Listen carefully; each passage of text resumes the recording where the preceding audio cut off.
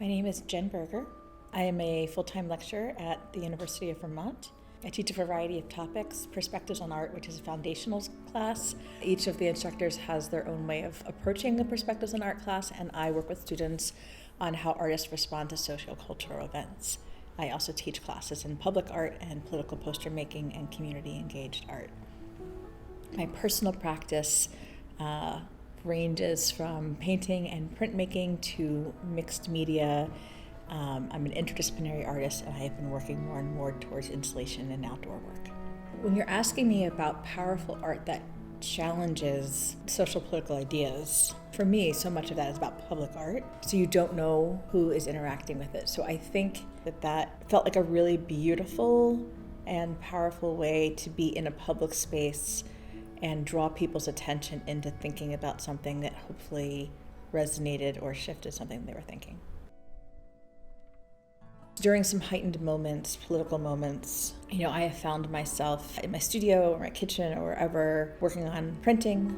That's usually the first thing that comes to mind. It's a very physical activity, and I can just come up with something really simple and then just start physically making a lot of prints. And so that's often where I find myself as a way of dealing with the things that are happening in the world, a way of processing, a way of small personal protest.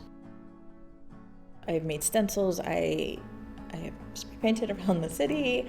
That's kind of my initial way. And then there's times that I have the ability to be more thoughtful and put together large-scale installations and really think about how I want people to interact. And I think my way of engaging in the conversation is through creativity and also through inviting people into an experience. The piece that's currently in the Fleming right now, The Opposite of Hate is Mending, there was an audience, and many of us had just gotten our first vaccine, first of two. In Vermont, many of us hadn't seen each other for the entire winter. So it was this kind of like emotionally charged moment. And the piece was a participatory piece where there was wooden tiles that were quilt squares, and people got to write on them what they needed for us to move forward from mending, thinking about mending. And I, during the music and dance, put the pieces, the quilt squares together, thereby mending, and putting that in air quotes, mending, starting to figure out ways to mend our world and our community. Like, it was very meditative and powerful for me to put that together, but just to be together outside for the first time for many of us in a long time, and to have that experience, I can speak that was a very emotionally powerful experience. What we put in public space can create harm or care. That when we create places of caring in public space, they often are sites of grief and places that we can collectively grieve together, and then we don't have the ability to do that. And I think that there's a care to that is counteractive to how we think about death, and not just death, but loss in our society. Yeah, that's really where my mind is at, is literally like thinking about what we do in public space and thinking about the idea of care as a means of social justice. I think what keeps me inspired is I want to try new things. Like, I want to try new mediums, and I want to build something I haven't built before, and I want to evoke different reactions. The deeper I get into my practice, I'm like, especially with doing like more installation, I'm like, how are people going to respond to this? How do I want them to respond to this? How do I develop that response? Like, do I want them to be contemplative, joyful, in solidarity, right? And so, so just the idea of new ideas, I think, keeps me inspired.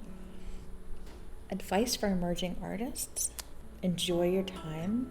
It's easy to stress out about anything that you want. It's hard to remember to enjoy that you're doing something that you love, even if it feels hard. You're not the only one who's ever felt that way. And the thing that's the hardest to remember is that when you're feeling in between things, it feels like you'll never make again. Or if you're feeling in between things, that you just don't feel like you're quote unquote good enough.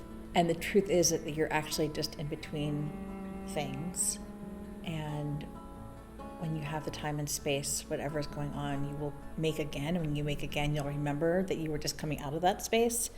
And the next time you find yourself in that space, you'll have to remind yourself that you already went through that, and you'll come out of it again. And it's a cyclical experience of knowing that you're always going to be making things. It might look different, it might change, it might be uncomfortable.